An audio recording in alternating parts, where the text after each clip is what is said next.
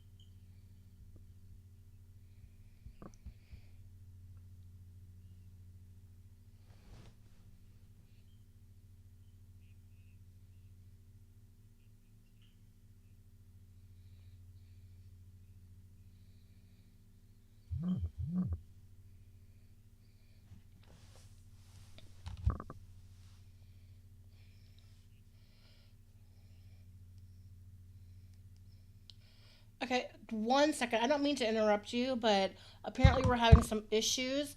So give me a minute while I try to correct it because you guys aren't being heard on the stream.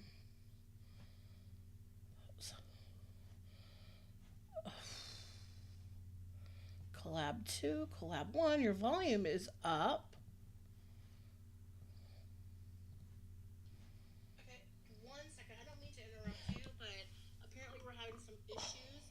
So give me a minute while I try to talk because you guys aren't being heard on the stream. Okay, let me. Collab 2, collab 1, your volume is up. So I have people watching the chat. Okay, settings. Okay, your guests will not be able to see you. Shit, what?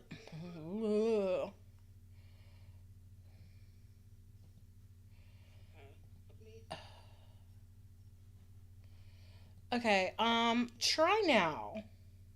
So, I have people watching the chat. Okay. Okay, give it a minute. Your guests will not be able to see. Shit, what?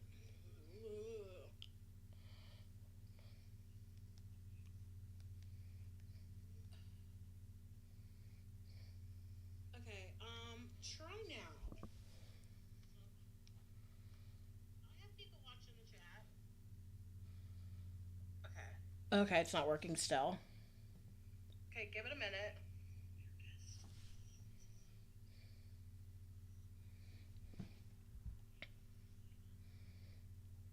I don't know. I don't know why it's not working. Okay, hold on. Let me go to settings.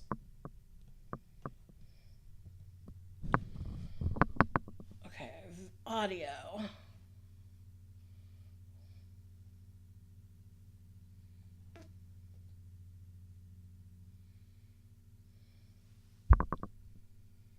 Okay.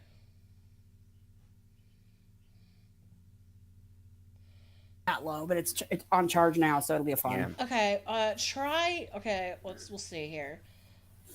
Um, let me turn it back up.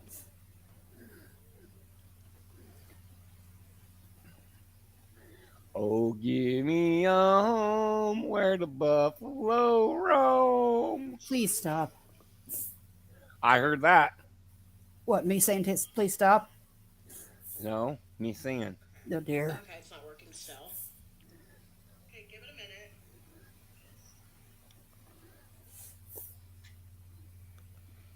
Um, I don't know. I don't know. Looking to wait for working. Okay. Okay. Okay, hold on. Let me go to settings. I believe that the stream is working correctly now. Go ahead Check. and do a couple checks. Okay. Check one. Check one. All right, we're good. Go ahead. Okay. So, anyways, as I was saying, there was an argument between Ben Merkowitz and Hollywood over $1,200. It was a debt, and they presumed the debt was over drugs. Now, whether or not what he did with that, they don't say. But there was a big, it was a months long feud. And I mean, there were threatening voicemails. So who was threatening who? He was Jesse James was threatening Markowitz? Jesse James was threatening Markowitz because okay. he wanted his $1,200. Okay. He actually went to Ben's girlfriend's restaurant and stiffed her, like stiffed his bill. Mm-hmm. And then Ben went to Hollywood's house and basically trashed his house. So the original debt went from $1,200 to $30,000 in total. Mm-hmm. So it was 1,200, and then whatever the results of trashing his house. So it was over $30,000. Um, then on Why did he August, trash his house? because he stiffed um, the bill at his girlfriend's house or his Job. girlfriend's job. Okay, Markowitz trashed No, Jesse James or Jesse or Hollywood. Jesse James went to Markowitz's girlfriend's job and didn't pay his bill and stiffed it, and and she could have gotten fired. Oh, okay. Well, he got ticked Punked off. off and went to his house and trashed it.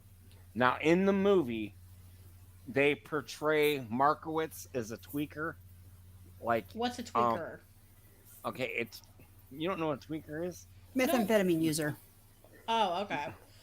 Basically, I don't do drugs. How would I know? I don't She's more either, naive but than you. uh, okay, And how do people that might be watching this might not know. That's why I asked. like Remember, in the movie, I'm chat today. She didn't see the movie. he's constantly like shaking, like I gotta have it, gotta have it, gotta have Okay. it. That's not how he was. Like he actually worked with his stepfather. He had a decent job. So was Um, he doing drugs, or was he just yes, selling them? he did do drugs. He did do marijuana. But he was a functioning druggie. Yes. Okay.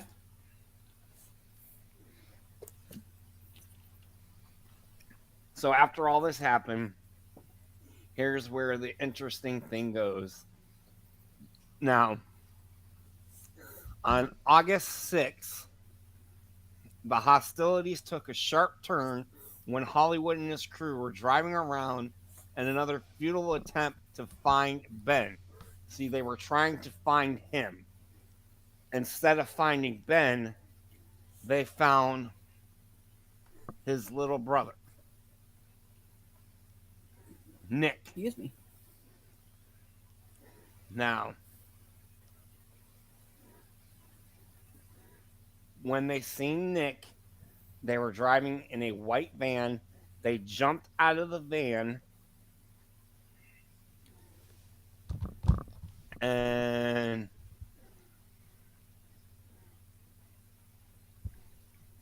according to court testimonies and jury transcript, shortly before 1 p.m. that Sunday, Pauline. Now, I'm also what I'm going to tell you. In the movie, there was like over 32 witnesses in this case that knew everything that was going on, but didn't testify until after this boy was murdered. Hmm. Somebody could have stepped up. Why didn't they? Well, some of them you're going to find out. It was just like some of them did beforehand, but it was just coincidence. Some of them were young punk teenagers, and we'll get to that later. Oh, okay.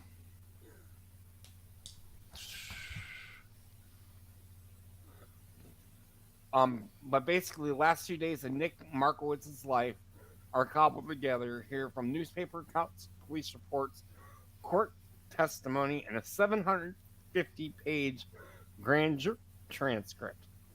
And like I said, if you watch the movie Alpha Dog, they'll tell you, like when when a scene from the movie was actual part of a witness description, it'll say who the witness was and that scene from the movie. Those are actually really like dead on.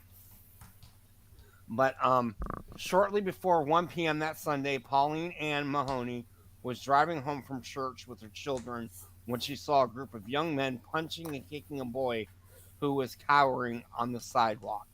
They were beating him up pretty badly, she testified before the grand jury.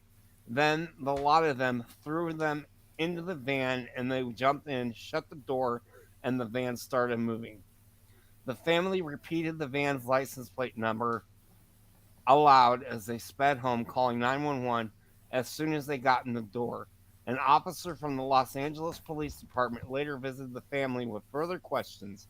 The transcripts also show that a second 911 call was made by someone who saw the abduction, but there were no details about what the witness saw or the police response.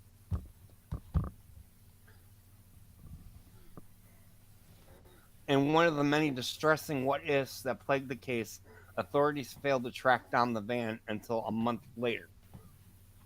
One of the discrepancies is this he was kidnapped in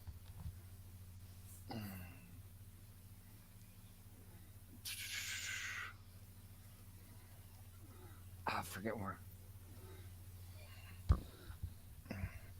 I forget where he was kidnapped, but where he was kidnapped, they actually took him 2 towns over. So that's why the cops couldn't find the van. Hmm.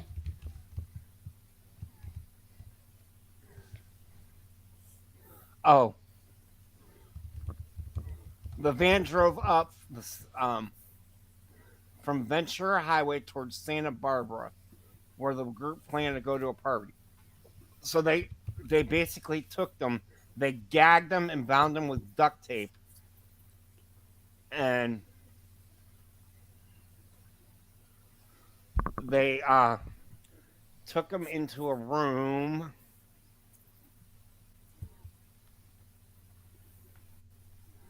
And it doesn't give all the witnesses here as I would like. But if you watch the movies, it'll give all the witnesses' name. But basically, here's the story. They stopped at one house. They pulled him into a room, duct taped him, and the people were like, "What are you doing?" And he's like, "We just kidnapped him." And the dude's like, "Get him out of my house. Like, you're not gonna do this here." So there was like 3 or 4 witnesses at this house. Mm-hmm. So there's one. There's 4 witnesses right there that didn't say anything, and they could have said something, Yeah. but not. But we're dealing, and all these kids were like 20, between the ages of like 20 to 22 years old, Wow. and unfortunately, they all were drug addicts. So of course, they're not gonna, you know. Um, but then they You're saying they're not exactly Einsteins, aren't you? right.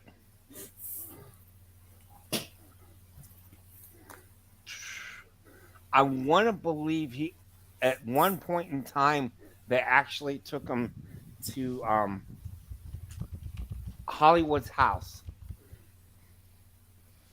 and there was a bunch.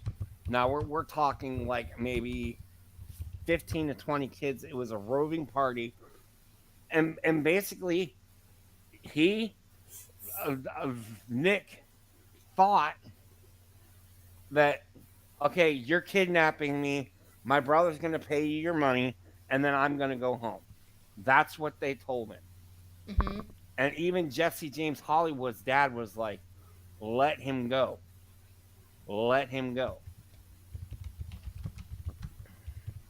And he was partying with these kids. Now, at this time, he wasn't gagged. He was playing, he was drinking, doing drugs with them, partying with them, playing video games. Well, this went on for a couple days, and then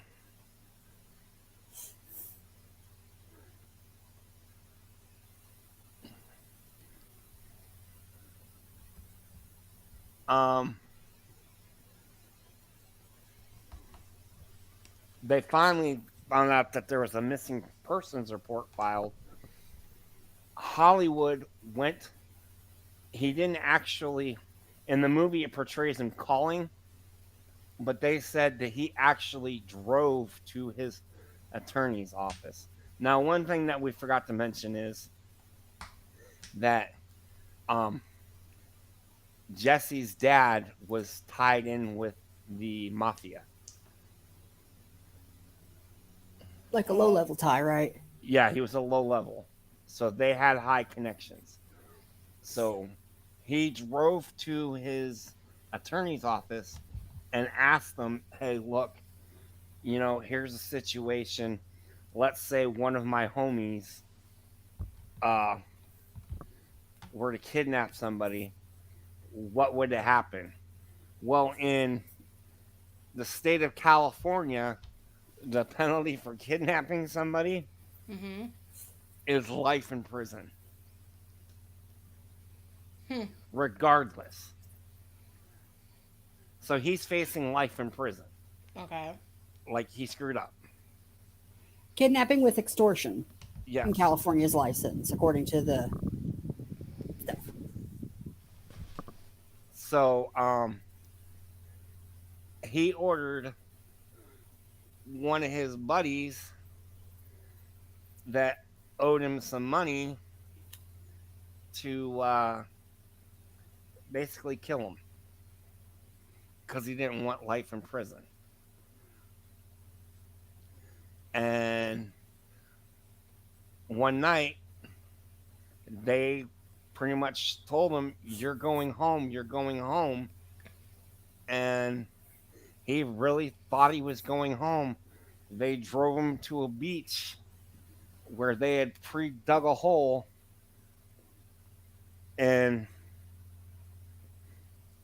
basically they didn't dig the hole deep enough, and they duct taped him and shot and killed him.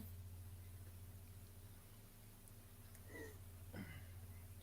And all these witnesses at the party didn't actually testify until the boy was found dead. That's crazy. Yeah. And what's really crazy is the shooter got there was three people there that was involved, that was actually there when he got killed. Yeah. The shooter originally got the death penalty, but then they gave him a life sentence. Hmm.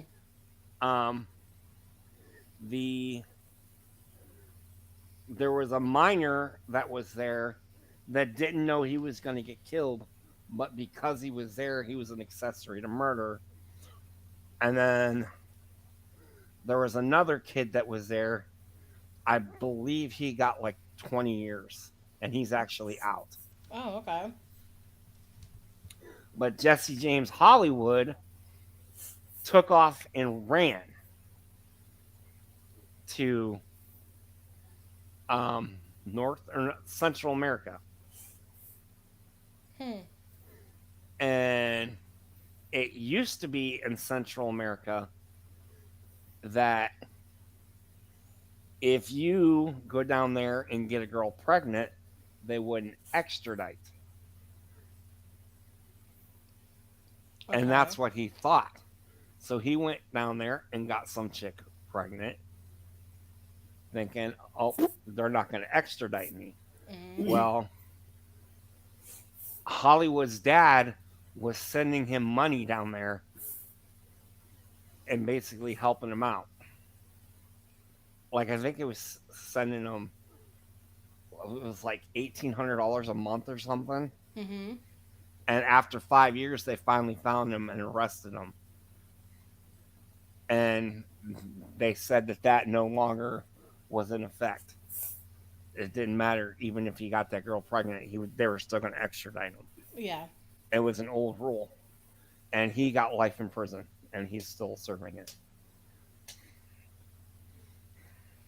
Well, that's Yeah, it's definitely interesting. just yeah, and like I said, this kid really thought I'm going home. I mean, he was partying with these kids. Mm-hmm. He thought I'm going home and going home until he hit the beach, and He was 15 though. All these kids that are in their 20s. He no, was, some of them were 17 and 16. Hmm. So I'm assuming as soon as they found out this kid was murdered, we're in trouble. We better start spilling the beans if we don't want to face some time. Yeah. but anytime anybody, he could have left too. Also, obviously, but any one of these kids could have picked up a phone. I'm sorry, but no. Oh yeah, and they all knew that he was kidnapped. I mean, it wasn't blatant like, what is this kid doing here? Oh, he's just hanging around. I mean, they pretty much said this kid is kidnapped. I mean, they all knew what he was doing there, and no one said a word. Hmm.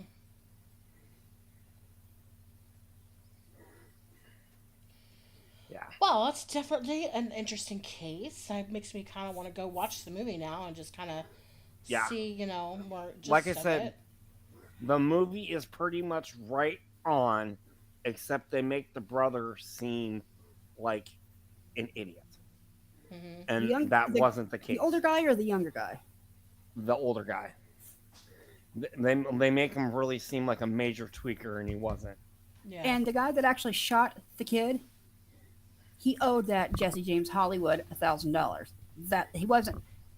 Yeah, that's why he shot the kid, was to clear the $1,000 debt. Really? $1,000? He was hired $1,000 to kill somebody. I mean, in the world of drugs, this whole thing happened because of chump change. Yeah. Talk about drug money. I mean, it's a couple of that. It's like what $3,000-$4,000 total. It's literal almost chump change in drug money. Yeah. Yep. Okay, well, that was a short one tonight. Do you have anything else? Okay, well, that was really interesting. And we will be, if anyone has any questions in the chat, now would California has some weird laws, though. Well, it's California is very- California. You want to hear another? You want to hear another one? Since we got a little bit of time. Mm, Have you ever heard of the 3-strike rule in no. California? California has a rule of 3 strikes, you're out. Okay. But I don't think they follow that. Who? California. Oh, you want to make a bet? Do you know Sometimes they do. many- Sometimes they do. Sometimes they don't. We learned about a guy in school, and I actually read the case file. You ready for this? I forget what the first 2 offenses were, but he got released. On the 3rd offense, he couldn't find a job, right? He was trying to find a job. He had a family and everything.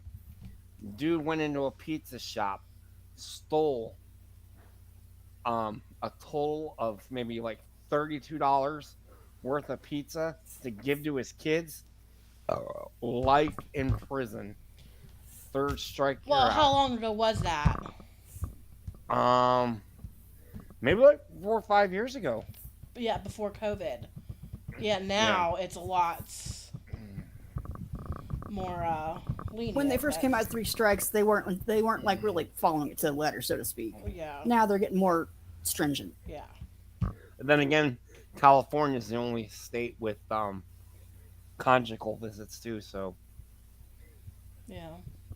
you know what What's those the are, price right? of tea in China? Yes, I'm sure she does. Yes, I do. Okay.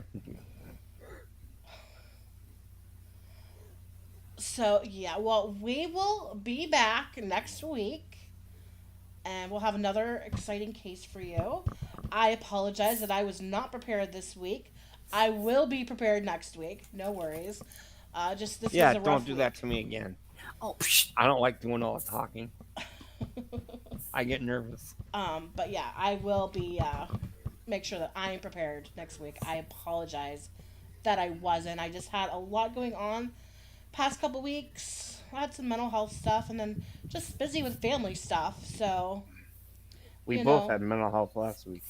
next week I will be back and be prepared, so we can have a more of a dialogue next time, and not as much dead air, I guess. So, well, thank you, Lug Nuts. Thank you for watching, and Lug nuts? Lug nuts is watching. What's up, Lug? I love that. thank you for watching, and yeah, we will. Shout out to my boy Lug. Thank you for watching. We. What's next? I have a few ideas, but I don't want to share them because I want to talk to my co-host. But I have some really Who's good ideas. asking what's next? Jamie Cameron is asking what's next, Oh. and Lugnut says, "Sup, Johnny." So, yeah. Go Browns, baby. Go Browns. But we will definitely have. I have a few cool ideas that maybe if my co-hosts agree, we'll do for the next 2 weeks. Yeah, but we'll, maybe I'll make a Twitter page and put it on Twitter or whatever Twitter's called now. But X. yeah, so I will be more prepared also. okay. So we will see you in the next one, and have a good rest of your week.